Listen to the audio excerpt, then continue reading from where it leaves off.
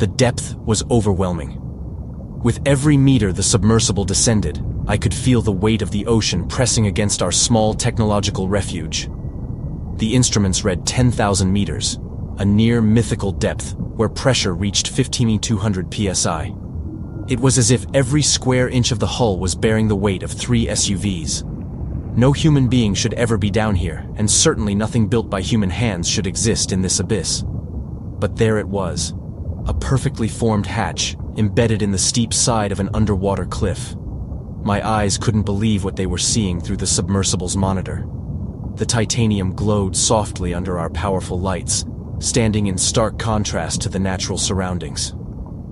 "It's amazing how the darkness plays tricks on your brain if you stare at it long enough," I said to Beatrice, trying to rationalize the impossible scene before us. Our submersible was tiny, officially designed for 2 people, but in practice, it barely fit one. The constant physical closeness with Beatrice, my co-pilot and research scientist, had turned us into an efficient team. We knew each other's thoughts, almost like extensions of the same mind. "I don't know what you're talking about," Beatrice replied with a smile that seemed to light up the dark cabin. "That rock looks like a cabin door. It even has a handle and everything." "That's exactly what I was thinking." I leaned closer to the monitor, as if a few inches could give me better visibility. "Look how smooth it is, too." Without needing to say anything more, I redirected our course toward the anomaly. I slowed our descent and intensified the lights, eager to capture every detail of what shouldn't exist. The view became clearer as we approached. There was no doubt, it was a door. A titanium hatch, to be precise. The kind you'd find in military underwater installations, with a large central handle meant to be turned to unlock the mechanism. What made it even more surreal was its perfect preservation. The edges were cleanly cut, rounded, and symmetrical. No corrosion, no marine growth. Nothing to suggest it had been exposed to the harshest environment on the planet. "What the hell?" I exclaimed, barely containing my amazement. "A structure down here, and in such perfect condition?" My voice came out in a whisper, as if the ocean could hear us, or as if the door might have ears. We continued our slow descent until the hatch was directly in front of us. I positioned the sub so that the lights shone straight onto it, like spotlights illuminating a forgotten actor on Earth's deepest stage. "Take some photos and send them along with the data," I instructed Beatrice.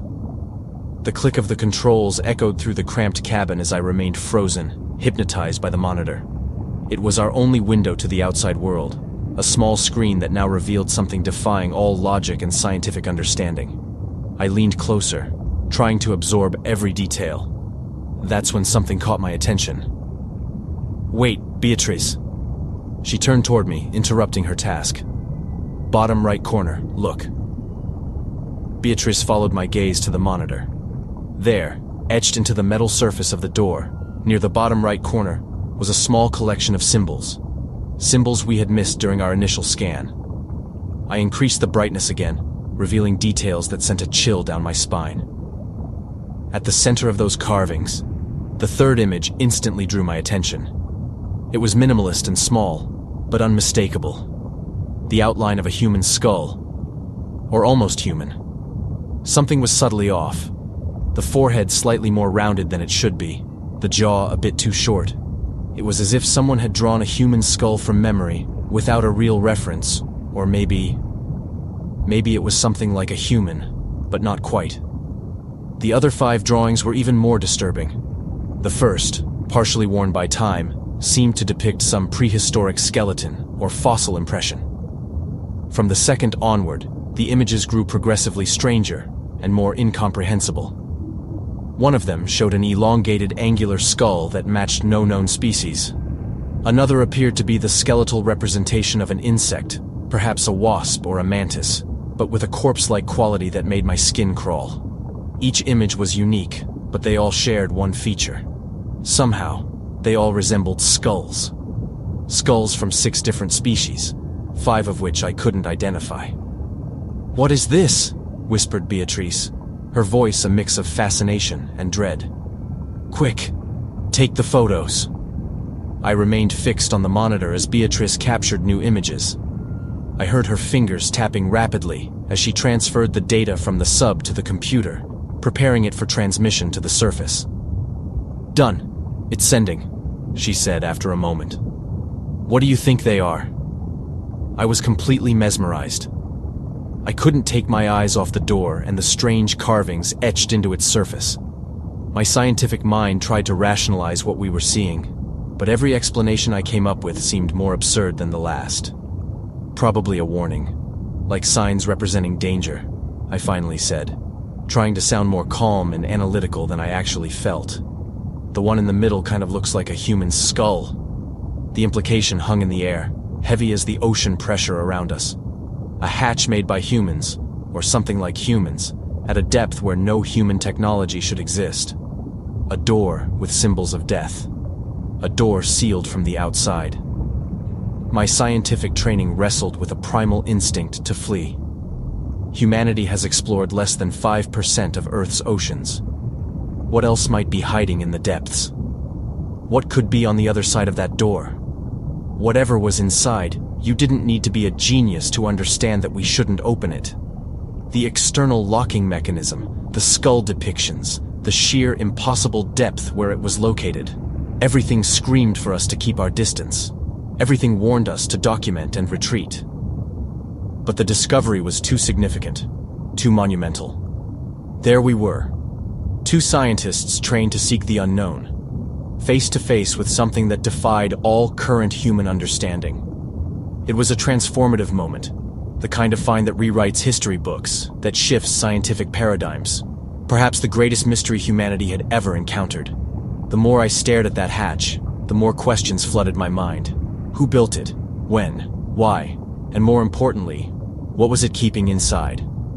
Or perhaps, an even more disturbing thought crossed my mind. What was it keeping from getting out? "Hey, Lucas," I heard Beatrice say, snapping me out of my contemplative trance. "It only makes sense to open it." I turned my head sharply toward her, unable to believe what I had just heard. "Are you insane? That makes absolutely no sense." My voice came out louder than I intended, amplified by the confined space of the submersible. Beatrice remained still, a confused expression on her face. I hadn't thought I'd need to explain something so obvious. I sighed deeply. A titanium hatch 10,000 meters below the ocean's surface, with half a dozen skeletal representations, only one of which is even remotely familiar, sealed from the outside. And you want to open it? I tried to emphasize every element of the situation, hoping her absurd suggestion was just a momentary lapse in judgment. "Well, maybe we should get authorization first, I guess," she replied, her voice now more hesitant. "I already asked the team," she added quickly. "Good, because the team's going to agree with me, I promise," I replied without hesitation, and Beatrice just shrugged. "It's probably nuclear waste or something, and definitely not meant to be opened." It was a ridiculous explanation, and I knew it. Nuclear waste wouldn't be stored 10,000 meters deep behind a hatch with cryptic engravings, but my mind was desperately grasping for rational explanations for the irrational. Beatrice looked at me with a disturbingly intense stare. "Nuclear waste doors don't have handles. They're hermetically sealed, welded, and buried in concrete." She was right, of course. My explanation was absurd. But before I could formulate a better one, the comms computer emitted a beep. A message had arrived. "Proceed." We exchanged confused glances, rereading the extremely short and vague message several times. "They're telling us to open the door," Beatrice said, a note of triumph in her voice. "No, they're telling us to continue with the original mission." "Isn't it obvious?" I replied immediately. The response was strangely enigmatic. In all my years of deep-sea expeditions, we'd never received such a vague and cryptic instruction. Normally, we'd receive detailed guidance, or at the very least, a professionally worded message. "Proceed" could mean anything. "Lucas, move the sub forward. I need to get close enough to use the mechanical arms," she said with a sense of urgency that didn't match the situation. I was genuinely shocked. "You're telling me a group of highly trained and intelligent scientists just gave us permission to open a pressure-sealed hatch with 15,000 psi pushing against it?" The message says, "Proceed." That's literally not a green light. My tone was full of disbelief. The idea that our surface team would authorize such a reckless action was absurd. We were talking about a mysterious hatch that, if opened, could unleash catastrophic consequences. A single failure could mean instant death. Send another message. Ask them to be clear this time, I said, though I wasn't even sure why I was entertaining the idea. I watched closely as Beatrice typed. She did indeed ask the team to clarify their response and sent the message. We waited in tense silence. The only sounds were the soft hum of the life support systems and the occasional creak of the sub adjusting to the crushing pressure. We were already behind schedule. I could hardly wait to leave the mysterious door behind and return to our designated tasks. The minutes dragged like hours as we waited for a reply. Then the message arrived. Open the door. My eyes widened as I read the simple, direct words. Something about the message sent ice through my veins. It wasn't just the content, it was the tone. Something indescribable felt off. It didn't sound like any communication we'd ever received before. I told you, Lucas. Now move the sub forward.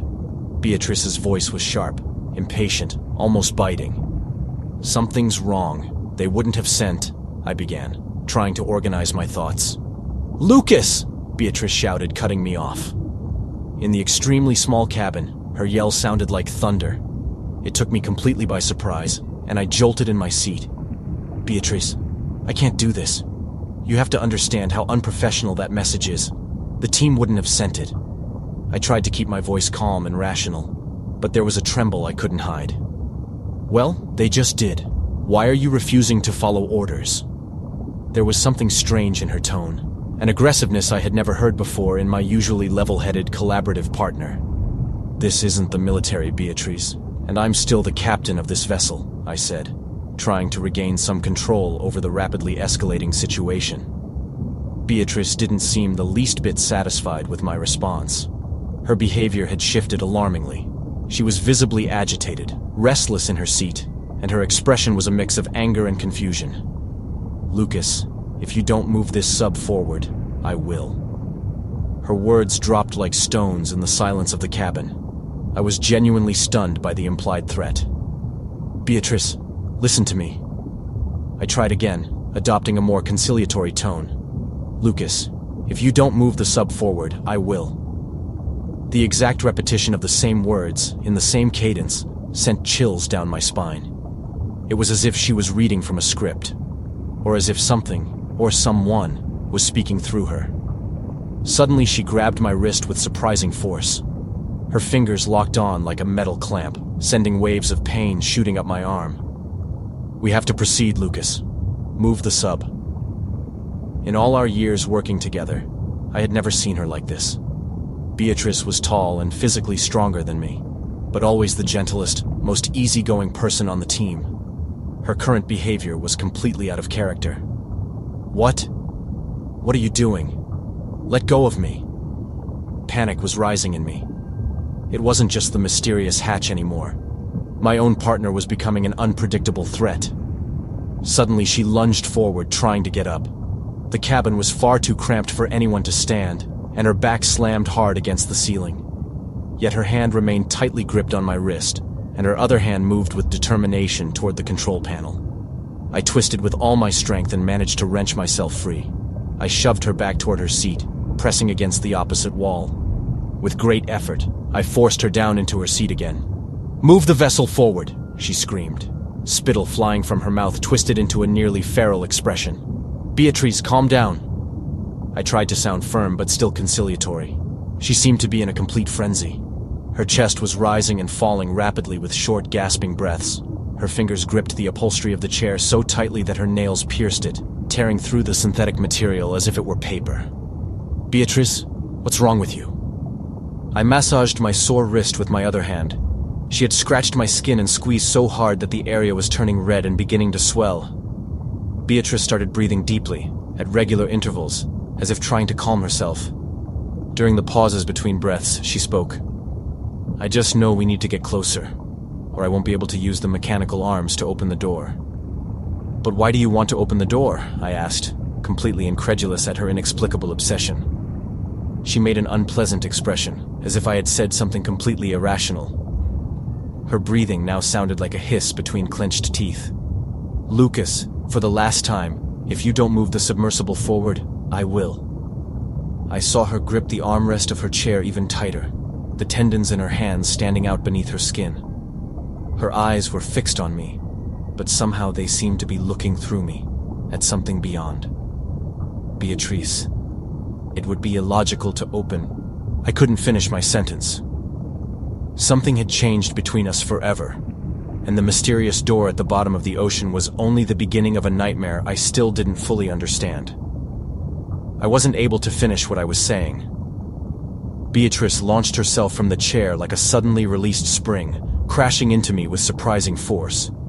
I was violently thrown backward, my head slamming against the metallic wall of the submarine. Pain exploded at the back of my skull, and for a moment, stars danced before my eyes.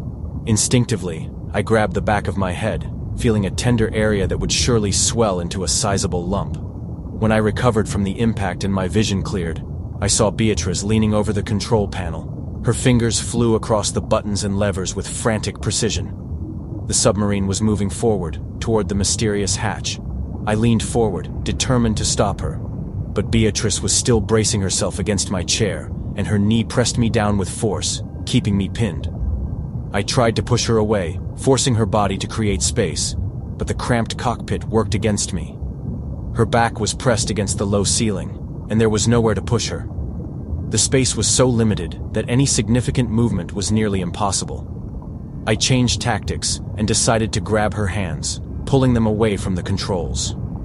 With a supreme effort, I managed to seize her wrists and pull them away from the steering lever. The sudden motion caused the submarine to lurch violently forward, and before either of us could react, the vehicle slammed into the side of the rocky cliff. The impact was tremendous. We were both thrown forward by the force of the collision, and Beatrice's body slammed into the main monitor with a sickening sound. For a moment, I thought the crash might snap her back to reality, return the Beatrice I knew. I was wrong. She turned to me slowly, and I barely recognized the person I saw. Her face was completely red, as if all the blood in her body had rushed there. The look in her eyes was wild, predatory, utterly devoid of the intelligence and kindness that had always defined her. It was a look that didn't seem to belong to a human being. She was breathing noisily through clenched teeth, and her pupils were so dilated her eyes appeared almost entirely black. Without warning, she lunged at me like a wild animal, crashing into my body and clawing at my face and neck with her nails. The pain was searing, and I felt the warm, wet trickle of my own blood running from the marks she left behind. Survival instinct took over. I lifted my knee with all the strength I could muster and drove it into her ribcage. She screamed, a high-pitched, inhuman sound that echoed through the confined cabin. But, incredibly, she didn't back off. On the contrary, her right hand managed to close around my throat, and she squeezed with a strength I never would have thought possible for someone her size. The reality of the situation hit me as hard as her grip on my windpipe. I couldn't understand what was happening, what had turned my friend and colleague into this irrational, violent creature, but I could no longer reason or talk my way out. The Beatrice I knew was gone, replaced by something unrecognizable and mortally dangerous. I struck her as hard as I could with my knee, aiming for vulnerable spots. She screamed again with the impact, but her grip around my neck didn't loosen by a single millimeter. I tried again and again, each blow landing true, but she wouldn't let go. It was as if she had become immune to pain, driven only by some inexplicable compulsion to open that cursed hatch. The pressure inside my head rose dangerously. It felt like every blood vessel in my brain was about to burst at once. My vision began to darken at the edges, a black tunnel slowly closing in. I struck her again, using every ounce of remaining strength, and I was certain I felt one of her ribs crack under the blow. Still, she only let out a guttural cry and squeezed tighter, as if powered by some supernatural energy. My vision was nearly gone now. I knew I only had seconds before I lost consciousness, and likely my life. I had to think of something, anything, that could break her hold. Then I saw the monitor, the one displaying the exterior view of the submarine. Beatrice had slammed into it during the crash, and the mount had been damaged, though it was still connected by a power cable. I reached for it desperately, feeling its substantial weight. I yanked hard until the cable tore free, and the heavy monitor came loose. With the last of my strength, I raised the monitor above my head and brought it down with all my might on the back of Beatrice's neck. The impact was immediate and decisive. Beatrice's body went limp instantly, collapsing heavily onto my chest. Her fingers finally loosened from around my neck, and I gasped, precious air flooding into my aching lungs. I panted frantically, my throat throbbing, clutching at my bruised neck as I tried to process what had just happened. The minutes that followed felt like hours as I lay there, partially pinned beneath Beatrice's unconscious body. The naturally claustrophobic space of the sub now felt like a prison, a potential tomb thousands of meters below the surface. I tried to move her, but in the extremely confined cabin, shifting her was nearly impossible without room to maneuver. The main monitor was destroyed, our primary view of the outside world lost. The only remaining camera was the one attached to the external mechanical arm, offering only a limited and distorted view of the surrounding environment. I reached for Beatrice's computer, trying to assess the damage and our communication options. I needed to document what had happened, maybe send a message to the surface explaining the impossible situation we were in. As I typed these words, something disturbing kept happening. Every few seconds, the same exact message appeared on the screen. Turn the crank. At first, I thought it was a leftover from the last transmission, some system glitch. But the message kept appearing, pulsing on the screen like a mechanical heartbeat. Once, twice, 10 times. Always the same direct command, always the same exact words. Turn the crank. I looked at Beatrice's motionless body. She was still breathing, but remained unconscious. Whatever had taken hold of her, whatever had transformed her in that way, could still be present when, if, she woke up. The thought filled me with dread. My eyes turned to the small screen connected to the camera on the mechanical arm. The hatch is still there, impassive and enigmatic.